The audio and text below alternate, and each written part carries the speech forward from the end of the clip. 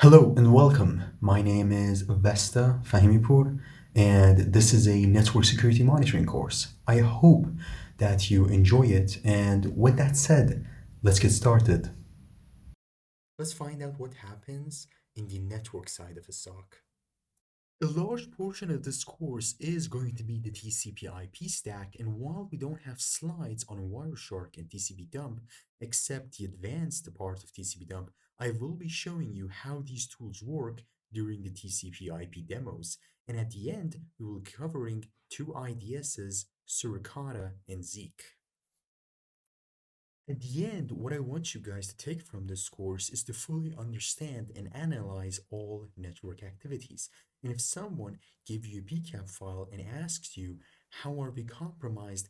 How did it happen? You will be able to answer these questions and even more. Let me jump into the VM so I could show you how the demos work. So as you can see, this is my lab machine. It is just an Ubuntu box. You can use any Linux distro you like, or you can use something like Security Onion. Tools that we're going to be needing are Wireshark, tcpdump, Suricata, and Zeek. Now, how would you get the PCAP files? Well, it's easy. If you Google for public PCAP files and go to this first website, um, pretty much everything is here. The ones that we want are the Contagio ones that you can download from the Dropbox, and you can download any of the other ones as you like.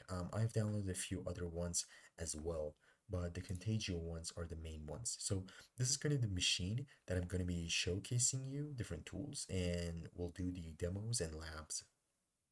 TCP/IP stack is made out of four layers, but the way I personally number these is 2 through 5, and for me, 1 is physical. So don't get confused if I call network access layer 2 and not 1. So before we start diving into the layers, let's first understand how all this works. As you can see, when we are sending traffic, all the headers will encapsulate on top of each other, and then the packet will be sent. This is called encapsulation. Same event occurs on the other side, but in reverse, each header will get decapsulated until it reaches the payload or the data. One prerequisite when it comes to understanding packets in the raw format is that they are in hex, so here's a reminder of how hex works. And here's a sample of what you'll be seeing inside the packets. Now that we're done with the introduction and the prerequisites, let's get started. The main thing that you will see is going to be Ethernet with or without the VLAN header, but it is recommended to strip out the VLANs for gathering the packets. Here, we are not going to be covering wireless. Ethernet uses collision detection, which means two devices can't be transmitting at the same time. Ethernet uses MAC addresses for their communication. To understand each protocol, the header is the best way. Additionally, when doing analysis on the packets, the main source of information lies inside the headers. Here, the first field is going to be destination, not the source. Another habit I have is that I call layer 2 traffic packets instead of frames, so please don't get confused. The correct way of referring to these is frames. Here is an example of the Ethernet header inside Wireshark. Here is how wireless looks like. The VLAN ID corresponds to the VLAN number. Devices use MAC addresses to communicate in layer 2. The MAC address is 6 bytes. The first 3 bytes are for the vendors referred to as the OUI. ARP maps IP addresses to MAC addresses, and the way it operates is based on requests and replies. As you can see in the request, the source will broadcast a MAC request for an IP. Whoever is first to send back a reply with an answer is going to be the winner. Whenever a device announces itself in the network, that's a gratuitous ARP. The sender and the target is going to be the same device.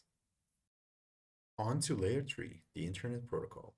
Unlike layer 2, we are going to be spending some time here. There are many fields and we must understand all of them. We will be covering both versions. Here is the header and you can refer to this at any time. When dealing with IPv4, we should always see 4 and 5 because IP options are not common. If any are seen, we should investigate them. The value inside the header length should be multiplied by 4 to get the header length in bytes, so the answer in our case will be 20 bytes. This field works with another field in TCP, so we will fully explain it later on. For now, you can see this as an indicator of congestion. It is common to see this field be 0.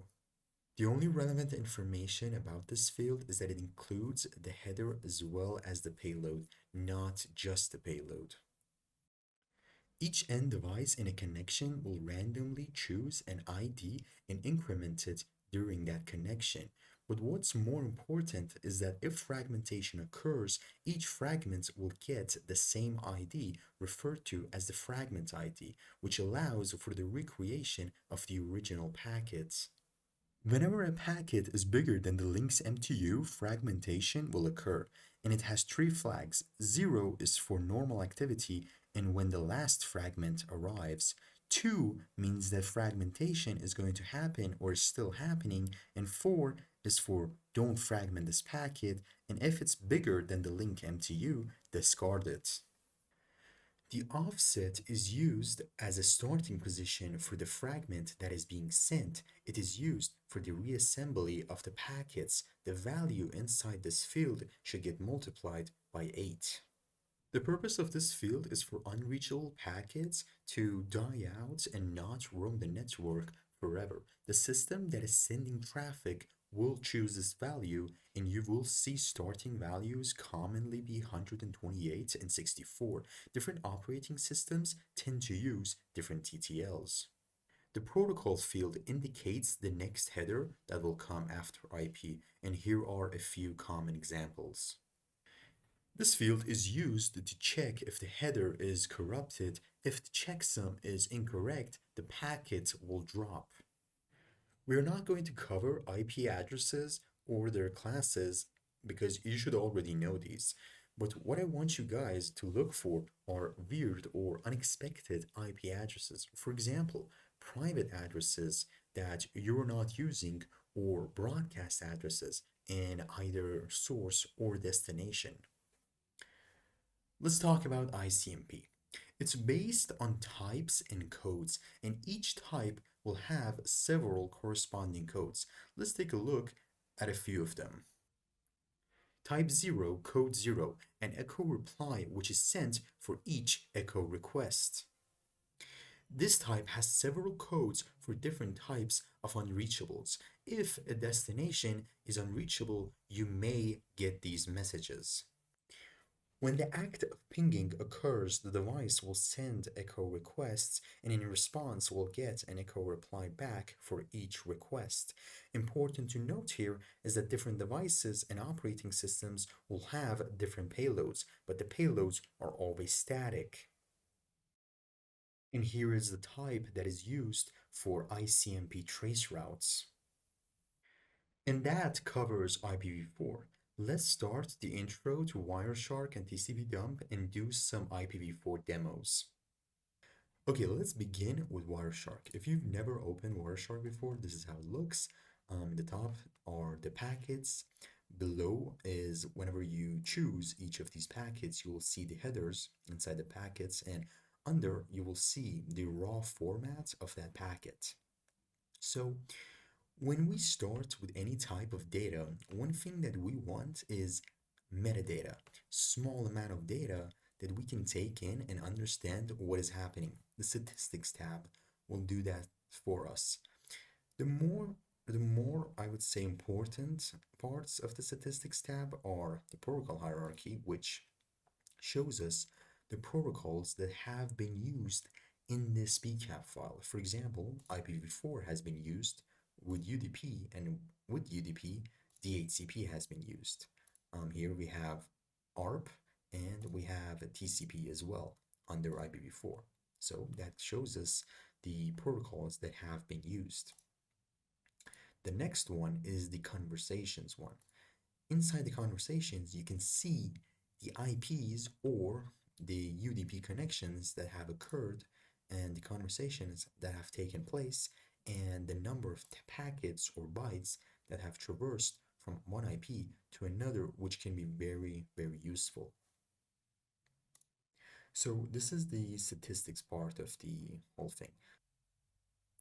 Wireshark has the ability to extract packets. Now, generally, when we want to extract packets from a PCAP file, we would read the PCAP file, write a specific filter, and then write the output to a new PCAP file, and that would be the generalized way of doing it. The more specific way that in Wireshark you can use is by marking the packets um, that you want to extract using Control M or just right clicking. Now, right clicking would be slow like that, but you can just select and then click Control M, and now these specific packets are marked. And what you can do now is that you can come and export them. And as you can see, here's the option for marked packets. You give it a name and you save it in PCAP file format. So this is how you would extract specific packets from a PCAP file.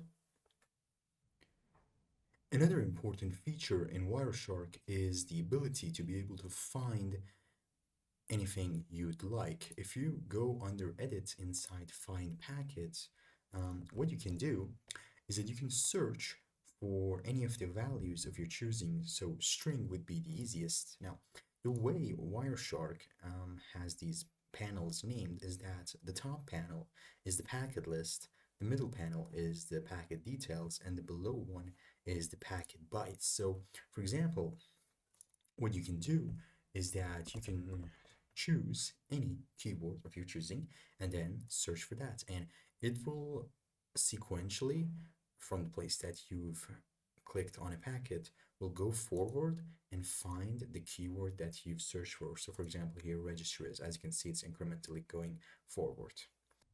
Another feature that Wireshark has is that it allows you to read the payload that has been sent between two hosts. So, for example, here we have two addresses that have been speaking to each other and are sending different amounts of data and traffic. So, well, how would we read the payload? Now, as you can see, if you've seen the raw, you can see it like this, but it's not really understandable. We need a readable way of being able to read the payload. So what you can do is that you can right click anywhere you like and then go under follow, and depending on the protocol that is being used, you can click on it.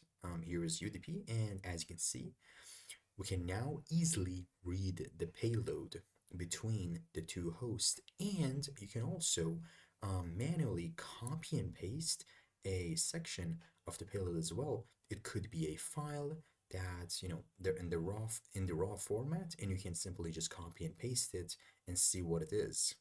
Now, speaking of files, there is another way to extract files from Wireshark.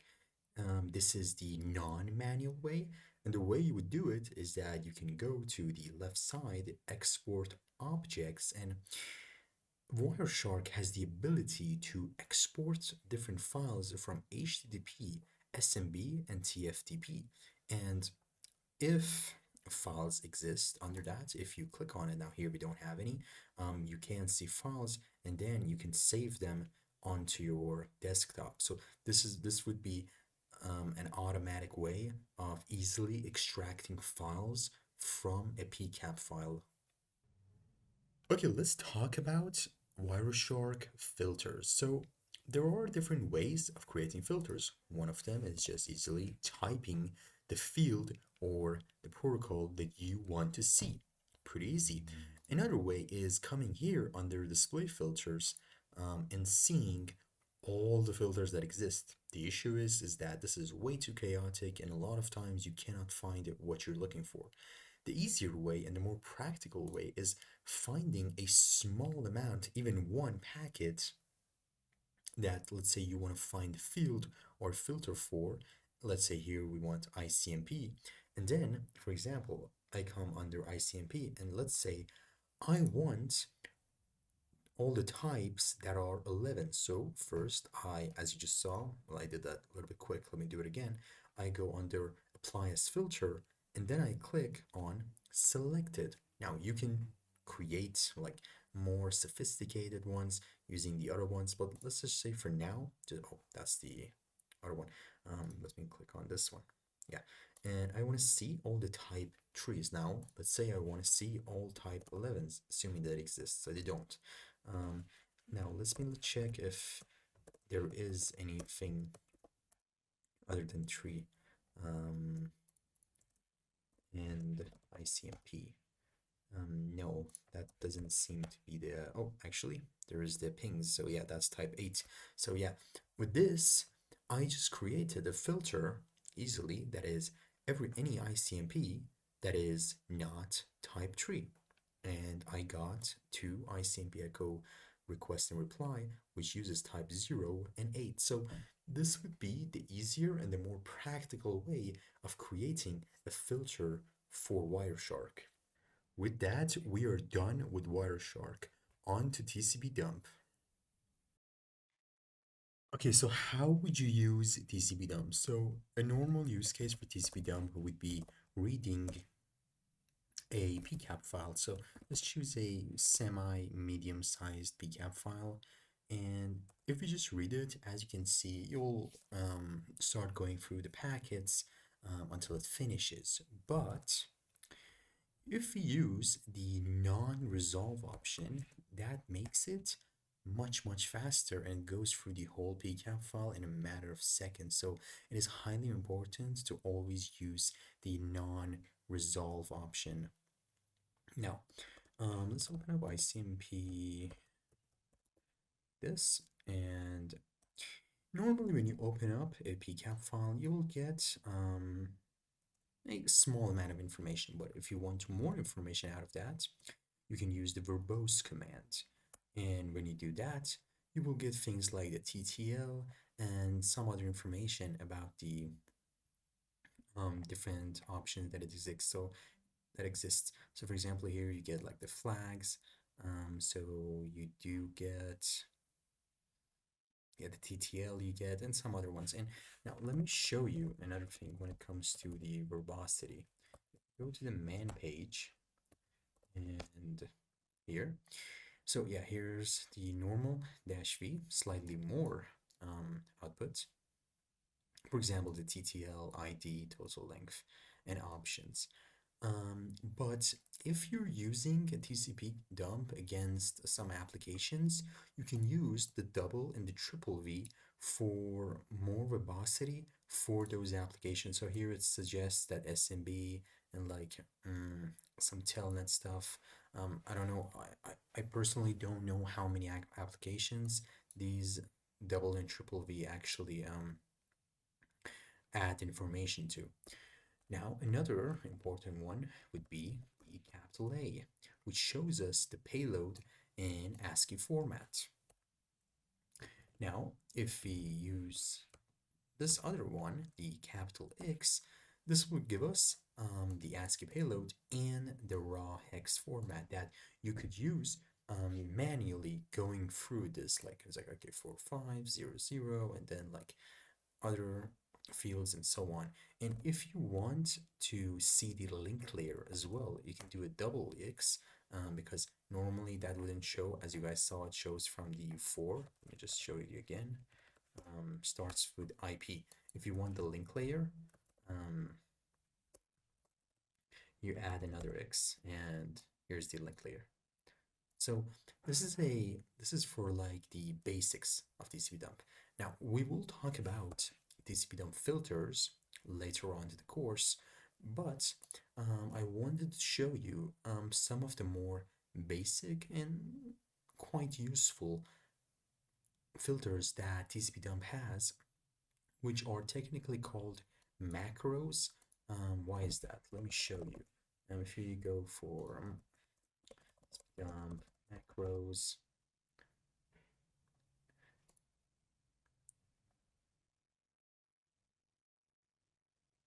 and as you can see here, there are different options and different keywords that you can use to create essentially high-level filters.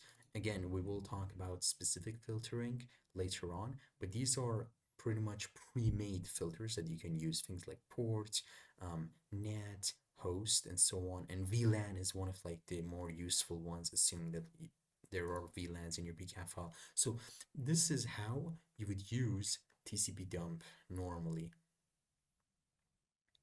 Let's now do an IPv4 demo. So as you can see, a packet is crossing the network, and because it's too large, it gets fragmented. The first fragment comes in with an ID and the flag bit set to more, meaning that more fragments are coming after this fragment. The offset is at 0, meaning that this is the first fragment. The second fragment comes in. It has the very same ID, meaning that they belong to the very same packet. It has the more fragment bit set, meaning that more fragments are coming after it, and the fragment offset is at 1480.